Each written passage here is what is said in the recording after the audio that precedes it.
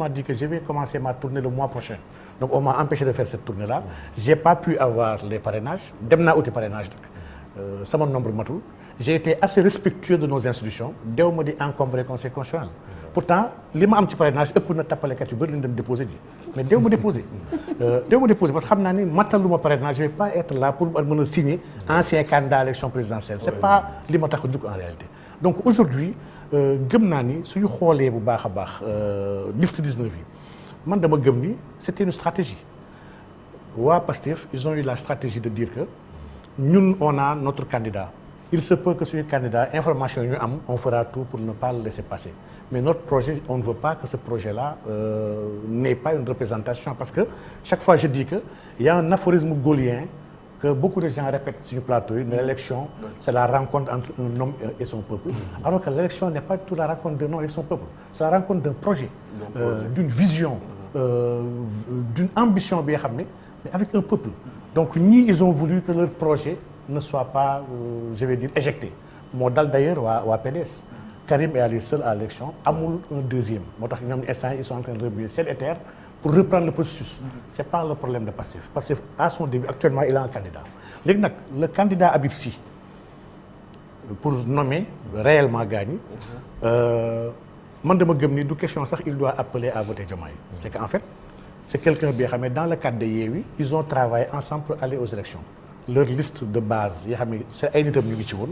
liste boobu elle a été infirmée donc c'est normal su Yewwi amee lu ëpp 30 députés Pastef bu jëlee 13 am gis am na leen li nga xam ne suñu alliés war lañ ko jox parce que ñoo àndandoon ba gagner élection yi loolu c'est très normal donc le candidat Cheikh Tidiane Dièye nag c'est différent le candidat Cheikh Tidiane Dièye dañ ko def leen li nga xam ne lu grave la du ñu war a condamner la fii donc voilà quelqu'un bi xam ne qui est un candidat à l'élection présidentielle dem pour enregistrer au niveau de la RTS CNRA defar listam ne diw ak diw joxe ay heures convoqué ko mu ñëw bien avant président di def déclaration ñu ne ko doo dugg def déclaration yow di c'est grave parce que simplement gis ni il a des accointances avec le Pastef et que il se peut que su ñëwee dina appeler des gars yi bàyyi leen xel Diomaye man jàpp naa ne si élection présidentielle nit ku nekk sañ na appeler lu ko neex man jàpp na loolu ça fausse le jeu parce que en dernier ressort mais c'est le peuple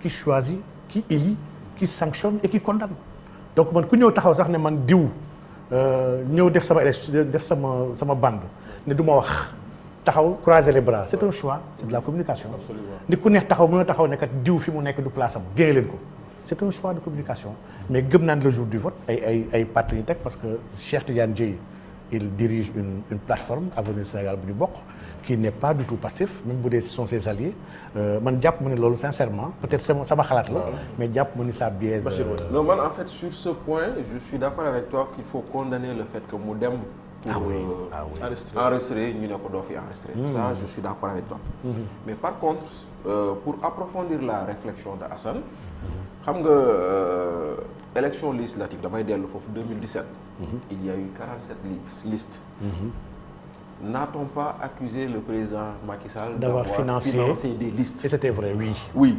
Et bizarrement, c'était vrai ou pas, beaucoup de personnes qui étaient parties aux élections en 2017 l'ont finalement rejoint dans sa coalition. C'est un constat. C'est vrai. Donc, je ne peux pas être aussi catégorique que toi, mais au moins, nous le disons. Effectivement. Mais si on laisse faire, on donne un temps d'antenne à Cheikh Tidiane Dièye, on donne un temps d'antenne à Habib Sy. Au lieu de présenter leur projet, comme tu dis, parce que c'est la rencontre d'un homme avec un projet, ils défendent l'autre projet. Bouboba, le candidat Diomaye se risque à avoir 3 temps d'antenne de communication. Plutôt qu'un temps d'antenne dont chaque candidat va avoir. Mais est-ce que vous êtes obligé candidat non, obligé ou quel candidat dans le cas où un candidat est empêché de communiquer muy kaso. waaw léegi nit ki appelé. waaw léegi xam nga. ñaari cas mais chaque candidat sax il est libre pour def sa déclaration. Baba ñaari cas la. Oui. ñaari cas la. Nous lui demandons et nous disons que tous les candidats doivent partir sur le même pied. Oui. Donc conséquence. Oui. Bassirou Diomaye dès l'instant que le Conseil constitutionnel l'a déclaré candidat, même si le code pénal et le code de procédure pénale ne le disent pas, mais l'élégance républicaine le recommande. kon dafa war a génn. Ah oui. kon côté boobu amuñu ci problème. Et il y a un texte sur ça. Bon voilà amuñu bon sauf que le texte n'y est pas parce que Khalifa Sall gars yi demoon nañ ci et ils ont été dégoûtés sur ça. boobu législatif waaw législatif. mais pour présidentiel. la chambre africaine des droits de l'homme bi nga xam ne qui est dans le préambule de la constitution du Sénégal. dafa def un arrêt. on l'appelle l'arrêt du 22 avril. On l'avait fait pour la Côte d'Ivoire par rapport ak Guillaume Soro. Il a dit que à 6 mois d'une élection présidentielle. tout mandat de dépôt ak mandat d'arrêt dañ ko war a annuler. pour bàyyi le candidat mu wax. bu la neexee élection bu jeexee nga delloo ko si voilà d'accord donc il y a un texte. waaw d'accord boobu xaw ma ko woon mais c'est vrai que législative ak présidentielle c'est pas la même chose. présidentielle donc Bachir Diomaye c'est quelqu'un qui doit recouvrer sa liberté pour aller battre campagne. loolu on est d'accord. donc situation boobu noonu kenn werantewu ko. mais si tu dois prendre 2 candidats qui prennent leur temps pour dire on le donne à un autre. c'est un candidat qui se retrouve avec 3 temps d'antenne. Je te comprends et je suis d'accord avec toi. Et maintenant à partir de là. ça devient un jeu faussé. Déséquilibré. Oui. Donc pour déséquilibré plutôt que faussé. Donc plutôt que de parler 3 minutes. tu vas avoir 3 fois 3 minutes. 9 minutes. Tu vois un peu. Donc pour moi, de ce point de vue, si Cheikh veut soutenir la candidature de Diomaye et c'est son droit. Parce que la constitution prévoit que candidat. boo xam ne bii dem na ba ñu génnee liste bi mu désister. Et vous désistez, ça n'empêche pas que le processus continue. Et c'était à l'ordre du jour. Exactement. Le désistement. Voilà. Donc, moi, je comprendrais qu'on dise « je désiste ». Je comprendrais qu'Habib Sy dise « je désiste, je soutiens Diomaye ». Mais si on doit prendre leur temps d'antenne, jox leen équipe RTS, jox leen moyen état, ñuy dem di campagne ak keneen, ça fausse le jeu. Professeur, boobu appréciation nga ci am. Mais man je suis entièrement en phase avec lui. ñoom nag peut-être ñàkk génnee Diomaye parce que la logique. mooy que je sais que ku mel ne Habib avait dit que moom dafay désister su Diomaye génnoon il avait désisté tout bonnement jàpp ñàmburam mais téye bu ñu ko téye nar ko xañ temps de communication ils se sont dit que war na am kenn ku war a taxaw pour waxal Diomaye parce que dañ ko tere mu wax et loolu c'est pour restituer et pour réparer une injustice bu teg Diomaye et à ce sens-là je suis totalement en phase ak ñoom. mais man gëm naa ni suñu régler le jeu génnee Diomaye vous verrez des désistements ci opposition ñuy bàyyi pour le jeu. mais professeur bëggoon naa xam un peu parce que le président dans sa logique li mu bëgg mooy apaisement li mu bëgg mooy Sénégalais yi nekkat benn. ba même y a une vague de libération des détenus boo xamante ne nii amee na ci mais bëggoon naa justement parce que Assane mu ngi koy junj sànq ci kaso yi.